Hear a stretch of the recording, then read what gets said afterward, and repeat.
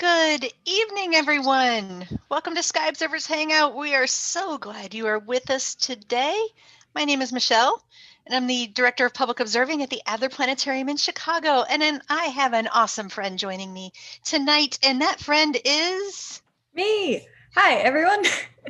My name is Adriana, and I am the astronomy educator at the Adler.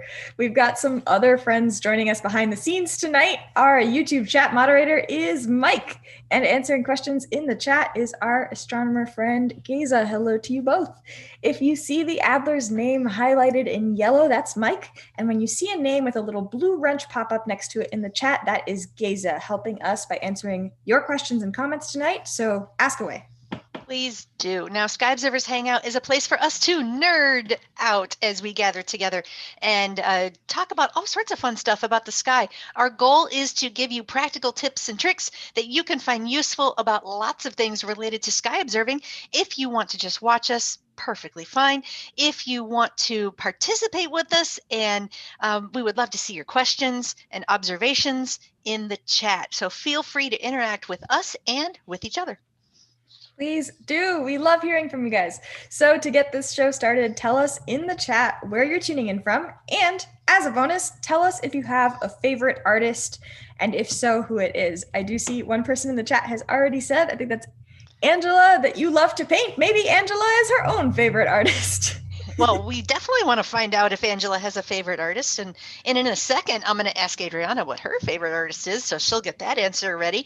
Now, while everyone is doing that, give us just a second to mention that while the Adler Planetarium's doors must remain closed, we are doing our best to keep our virtual doors open by providing you with some out of this world content. If you wouldn't mind, use the link that Mike is going to put in the chat in just a sec to donate what you feel comfortable contributing to our programming. Thank you so much for allowing us to keep sharing our universe with you. Yes. And you can help us get more visibility for our shows by hitting subscribe for the Adler Planetarium's YouTube channel right below this video. If you like us, you can give us a thumbs up too. Now, Adriana, I set it out there. I know you've had time to think about it. Who is your favorite artist? I do have a favorite artist. Her name is Molly Costello. She's actually a Chicago-based artist, and she does work that has like nature in it. It's got plants and animals, but also constellations. It's really beautiful stuff. It's made of cut paper. So if you haven't checked that out before and you're looking for some cool art, check it out.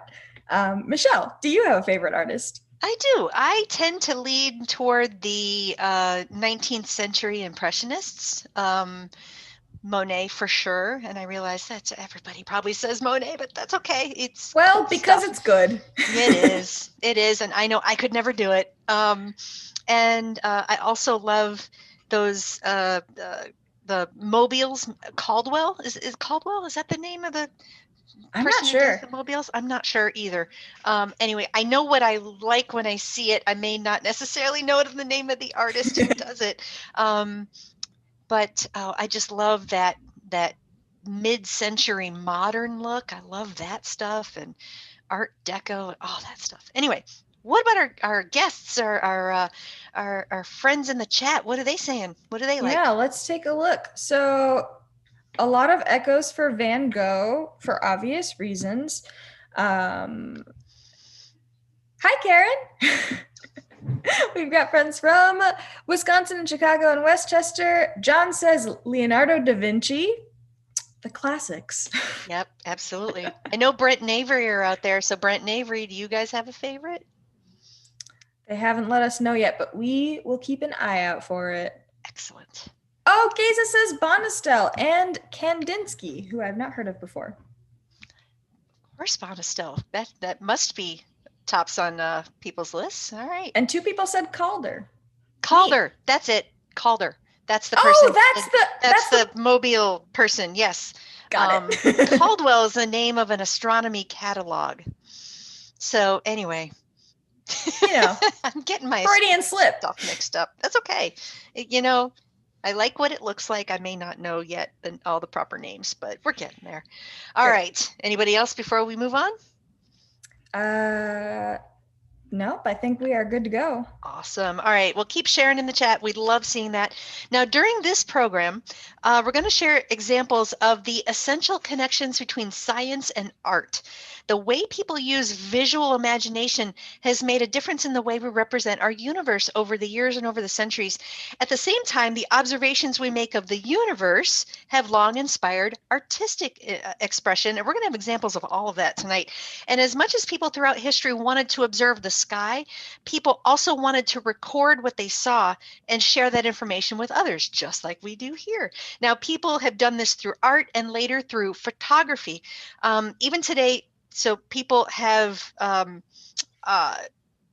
they sketch and they draw, and they have a lot of ways to incorporate what they see into artwork, and they want to share that creativity with the wider world. Astronomy and art work together to help us represent the universe. Now, we usually, if you've watched Sky Observers Hangout, you know that we usually dive into something to do first. Well, indulge us just a few minutes before we do that. We do have something cool to show you.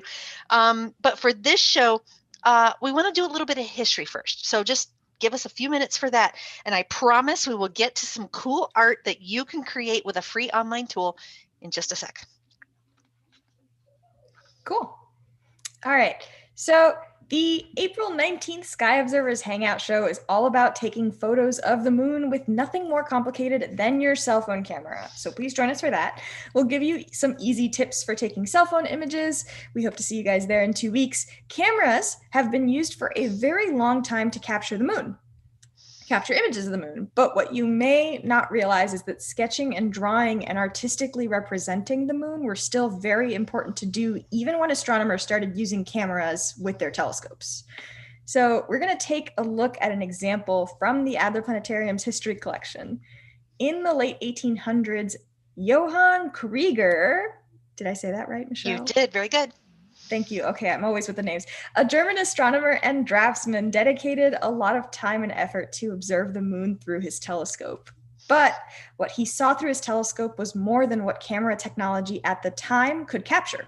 So Krieger used existing photographs of the moon taken at California's Lick Observatory and at the Paris Observatory, and he sketched and drew finer details of lunar features that he saw through the telescope right onto those photographs. We're going to take a look at an example of one of these images Michelle's going to share here. Yep, it you is can up. see, perfect. You can see the photograph of the image as the somewhat fuzzy background. Johann Krieger added sketches directly onto the photographs. And one more interesting fact, Krieger's images are actually upside down. That is because his telescope flipped the image upside down, because the optics of the telescopes normally do that. So his images have south at the top and north at the bottom. For more than 50 years afterwards, cameras on telescopes alone still weren't up to the task of recording what the human eye was able to see through telescopes. And Johann Krieger's maps provided the best representations of some of the moon's surface until the lunar orbiter missions in the 1960s. There were 5 lunar orbiter spacecraft that NASA launched over a 12-month period in the mid-1960s. And the images taken by these spacecraft were used to scout specific locations for the Apollo landing sites and to plan the geology expeditions that the astronauts performed on these missions. For example, if you look at the top of the labeled image, you'll see the place where the Apollo 14 mission landed. That's pretty cool. Thank you, Michelle, for the help. This happens to also be the set of images that correspond to the same part of the moon that we just showed you in Johann Krieger's image. All right. Now, in this next image, you can see Krieger's image on the left and the lunar orbiter mission image on the right. I had to flip Krieger's image so that north is at the top because that's the way that the lunar orbiter mission images are given. So that's these. And then go on. I added some labels to the Krieger image to correspond to what we see with the lunar orbiter image, some of those same markings. Just marvel at how amazing Krieger's image is and how much detail he's able to capture. You can pick out the stuff in the lunar orbiter image. This is some of the best stuff that existed for decades until lunar orbiter came around. This is definitely a great example of art being a necessary part of astronomy. Pretty cool. Very cool. I mean, let's just marvel for just a second. Okay. It's beautiful. Yes. Now, if you would like to see the Lunar Orbiter photographic atlas, you can access it all online. Mike is going to help us out by putting a link to the online atlas in the chat in just a bit. And we will use Johann Krieger's image of the moon for our next activity also. But first, let's see, do we have any questions from you guys? I think we were all good. So now we are going to show you guys something you can do. We are going to show you a way that you can play with an astronomy image and bring out your inner artist. First, you'll want to go to the Micro Observatory website. So Michelle is going to help us by pulling that up so you guys can see it. Yep, give me just a second. So No I'm going to problem. bring it up, and there it is. Excellent. All right. Mike is also going to help us by putting that link in the chat in just a bit if you want to play with the system after we're done with the show. So the Micro Observatory program ran for several years, and it gave people an opportunity to request images from a small automated telescope, from small automated telescopes. They also developed an online software system for people to analyze their image. So you can start by playing around with images that are already in the system. So the system's gonna open. So when you open up the link, it's gonna open to this. It'll open with an image already ready to go. And if you want, the system can also give you a quick tour of some of the major features. So there'll be some pop-up boxes that come on, and it'll point out a few things just to give you a place to start. Or you can close that out if you want to. Now let's check out the image that just normally pops up when you open it up. So that's this. All right. So doesn't look like much, does it? Adriana, some stars and stuff. Stars and stuff. What should I go to first? What do you think? What catches your eye? What should I mess with? Which bar should you mess with? Which bar should I mess with? What would you like? I think you should mess with all of them. I can't choose. I don't know. mess with the first one. Let's see what that does. All right, we'll mess with the first one. So the low brightness limit. So I'm going to move the bar over. What do you see? Oh, we don't like that. Now it's just really dark. Okay. Yep, so really dark. So I moved it over all the way to the left, and I can see some tantalizing clues. Well, should I go with the other one? Should I see the next one? Yeah, let's try that. All right. What do you see? Oh, I am starting to see some gassy stuff around some of these stars. So right in here? Yeah. I see that too. How about the next one? Let's scooch that. So if I go too far, some things start to disappear. So we're changing the contrast, but maybe right about there. Yeah. And maybe I'll adjust the brightness up here just a bit. And how about color? You want to mess with color? Sure. All right. Pick one. Pick a word that you want to go to. I didn't rehearse this with Adriana. I'm just saying. It is so blend rainbow. Is that an option? Blend rainbow. Blend rainbow it. Ooh, that's neat. I want to see what inferno looks like. Terrible. Yes, let's see. And maybe I'll adjust. Maybe I'll adjust this a little bit. Ooh, okay. So there we go. If we wanted to, we could zoom in, we could zoom out. We've got lots of other tools that are here. Basically, this is image processing, right? So this is all the ways that you can analyze an image. You can use an image that you took. You can use images that are already in here. You want to do a different one? You want to go to one of the archived images? Yeah, let's do that. We do have a question. Can I ask you this question? Yeah, please. Yeah. So CC asks, are most all depictions of exoplanets artist illustrations? Oh, whoever asked that question, it's almost like you knew that what was in my head a few weeks ago when I was writing this script, because I actually wanted to talk about that, but I couldn't figure out how to fit it in. I have a web page ready to go. Hang on, I'm going to switch the sharing. Sure. Hang on. And hang on, I'm going to switch sharing to a different page. I had this ready to go. This is a news release from the Hubble Space Telescope from just a few weeks ago. But take a look.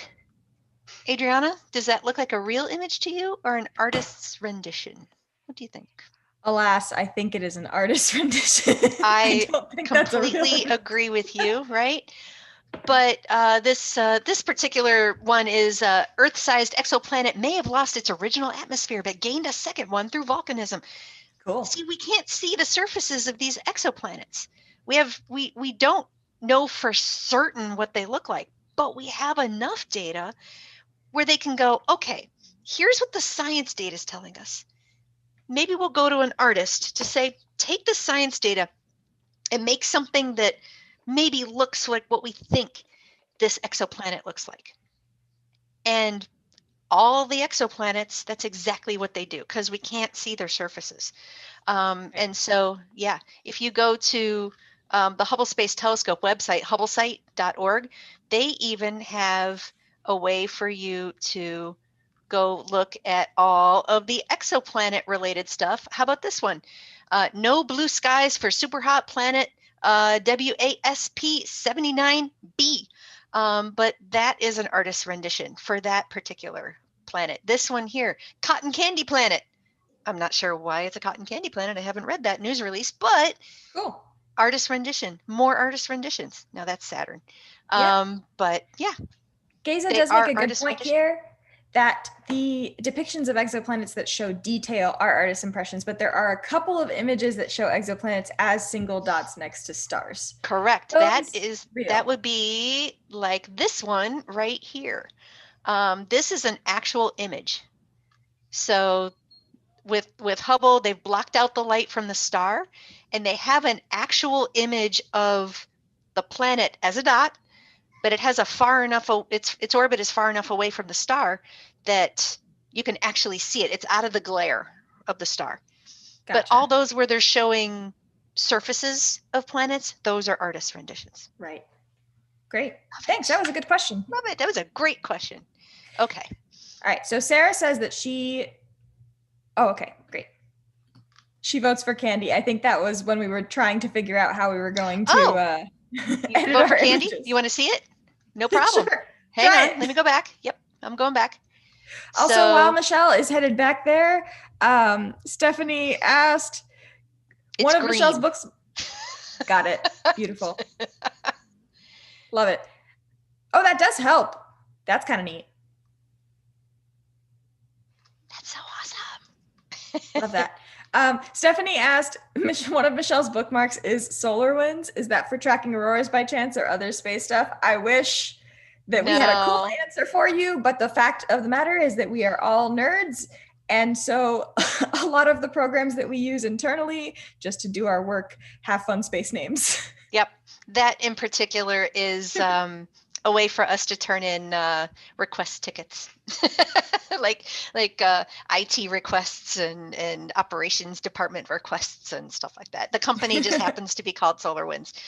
But take a look. So what I'm doing is I'm changing this is an actual photo of the Lagoon Nebula that we are changing the parameters for, changing the contrast, changing the brightness, changing the color, and you can see even more detail that may not have been there to readily apparently to your eye. So yeah, there you go. So that's that example. And how about the moon? Did we want to see the moon? Yeah, let's do it. So we can candy the moon. Candy the moon. I'm going to go to, how about that one? There we go. So in to the left, it says archived images. And you just scroll down. These are already in the system, so you can play with them. And let's see, are we candying the moon? Why not? I think we should. So it looks very green until we start changing the contrast. And we can change the brightness. Look at that. You can see stuff show up. Yeah, the details that you see kind of shift across the surface when you change that. Yep. And we can change the low brightness limit. We can change the bias. All sorts of stuff. And so, yes, there are scientific reasons for doing all this, but you can do it just to pull out some artistic flair that you like. It's as easy as that.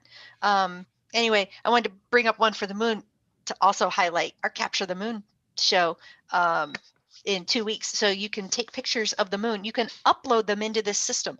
All you do is you go to, believe it's image, open, and then you can navigate in your computer to where your image is, bring it up, boom, there you go. And it could be your cell phone image as well.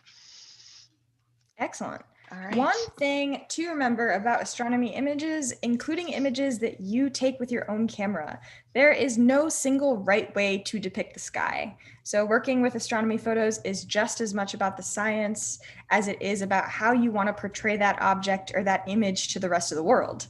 Your astronomy art can teach and it can inspire, which is exactly what we hope Sky Observers Hangout episodes do for you.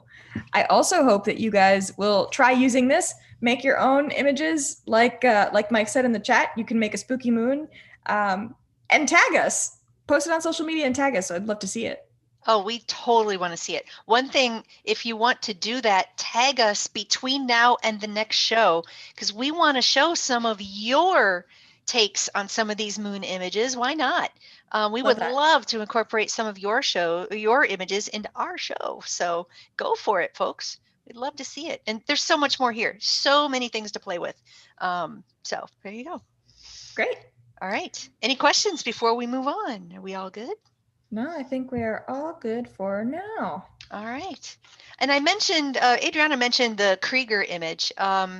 So you can, if I upload the Krieger image, I mean, this is an image, I need to find it. Hang on, give me a second.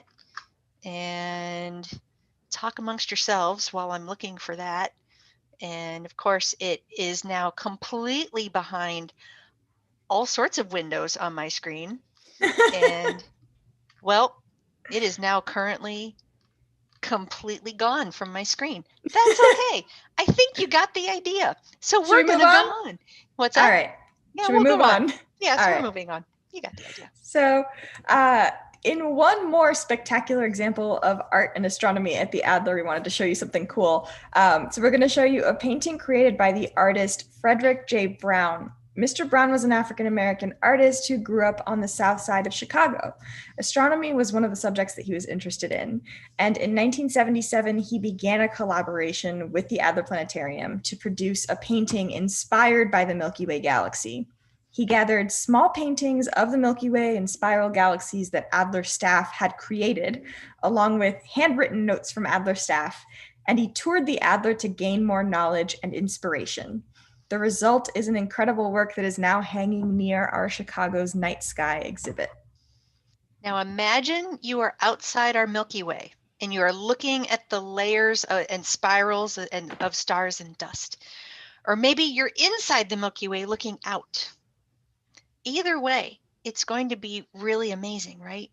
We hope that when we reopen, that you will come and actually see this painting in person. It's about 10 feet wide and about 7 feet high, which is impossible to depict on the small screen, especially if you might be watching on your phone. Some of the paint is layered on pretty thick. I kind of think of it like a Jackson Pollock, but even better. Some of it is golden shimmery, especially when the light hits it a certain way. And the closer you get to the painting, the more you can see. You can see the texture. But this image just doesn't do it justice. It is incredible to see it in person.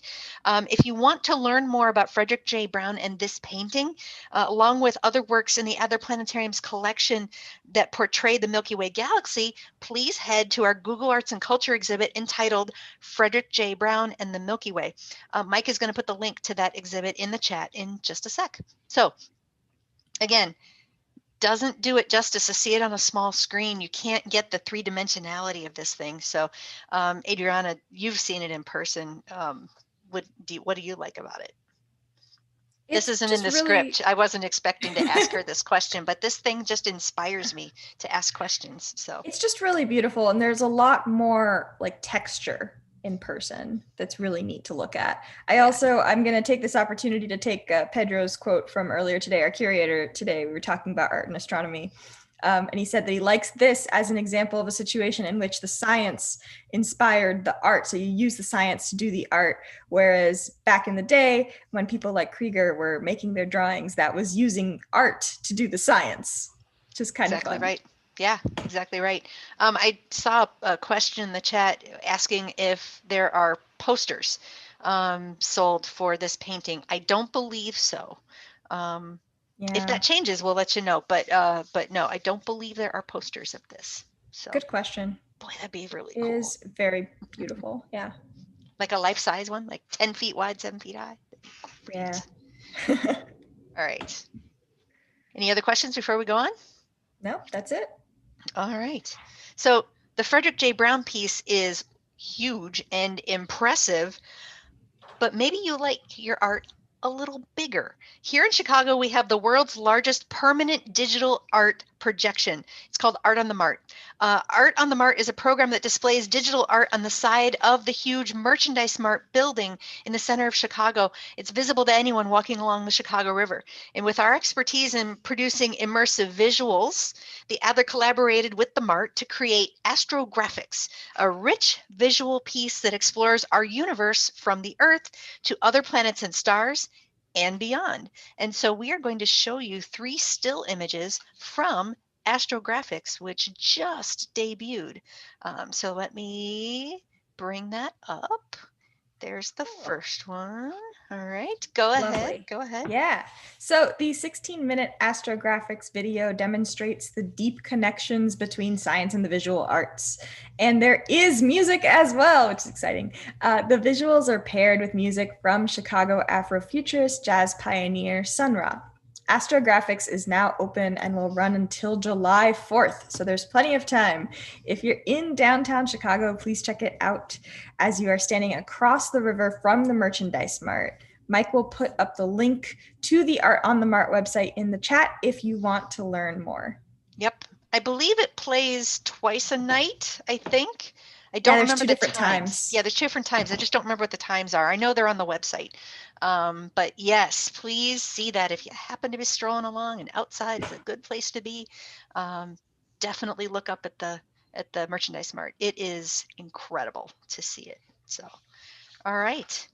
Anything else before we wrap up for tonight? I think that is it. I'm not seeing any more questions from our friends here. Cindy says, I would love to see this and others in person after the Adler opens back up. We would love to see you. We are so excited. Can't wait. Yep. Don't know when it'll be, but we are looking forward to it. Absolutely. Once we announce that date, we will be telling you all over Sky Observers Hangout.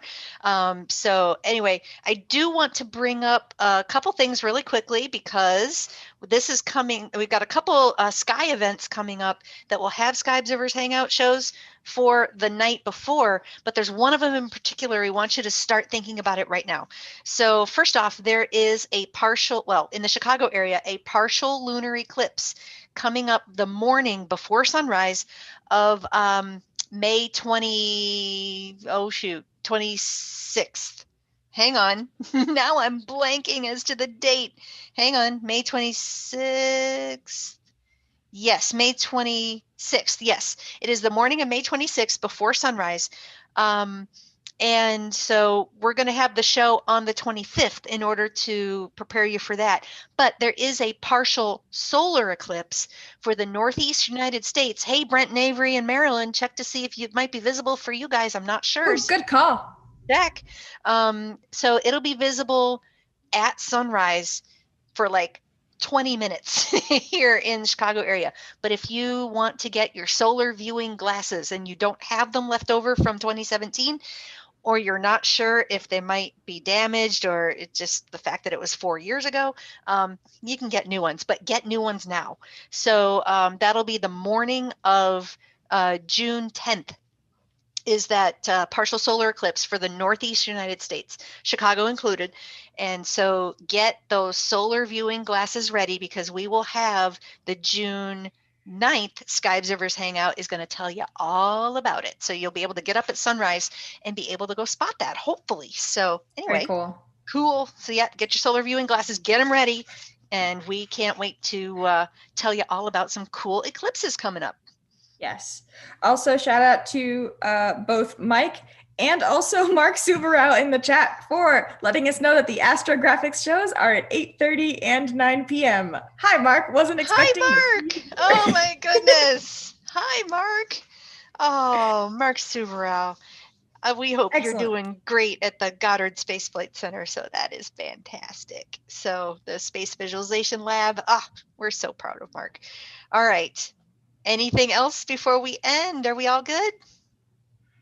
I think that is all that I see in terms of questions. So, All right. friends, we hope that you can join us in 2 weeks to learn easy ways to take images of the moon with just your cell phone camera. You can even use those images in the image processing tool that we showed you tonight, so you can use them both together. That's really neat. Be sure to keep sending us your photos, your observations, anything that you make using that tool online via our social media feeds using the hashtag lookup. We love to know that you guys are out there connecting with the sky, and we love to see how you guys are doing it. So definitely send us any artistic images that you create. Thank you so much. Oh, go ahead. No, I just wanted to say, and we will be happy to share them at a future Sky Observers Hangout. Yes, would love to do that. Great. So thank you so much for joining us and for supporting our programming. We are so happy to share this time with you.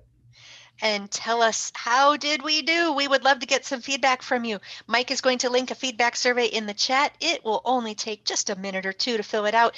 And if you filled it out before, please continue to do so. It helps us make our shows even better because we refer to that when we are creating our shows. And if you can send us suggestions for future show topics, yes, you most certainly can in that survey. We would love to get some future show topic ideas because it just doesn't want to be what we want to talk about. We want to talk about what you want us to talk about. You can get to it via a link in the program description. So if the chat closes before you can get to the survey, no problem. It is in the show description. Just access it there. And I think I saw a note from Steve Cosgrove asking, do we want moon images for the show in a couple weeks? So, hey, if anybody wants to send us any images you have, we would love to see them. So, Adriana, I know you have some moon images, but if anybody else has any to share, would we love to get those? Yeah, of course. You can absolutely share them with us, post it on social media, and use that hashtag lookup, and we will keep an eye out for them. And you can send them to any of the Adler Planetarium social media feeds. So we are at Adler Planet on Twitter. We are at Adler Planetarium on Facebook. And now I'm blanking as to Instagram. If it is at Adler Planet or Adler Planetarium on Instagram, it's one of the two. So anyway, you can find it there. So at Adler Planet, Twitter, Instagram, Adler Planetarium on Facebook. There it is. I have it on my screen. So when in doubt, read it from your actual screen, Michelle. That is my my note to myself for tonight. So yeah, share us your pictures. That would be great. So, okay. Thank you, everyone. Don't forget to subscribe to the channel as well. Thank you for joining us. And please keep looking up. Good night. Good night, everyone.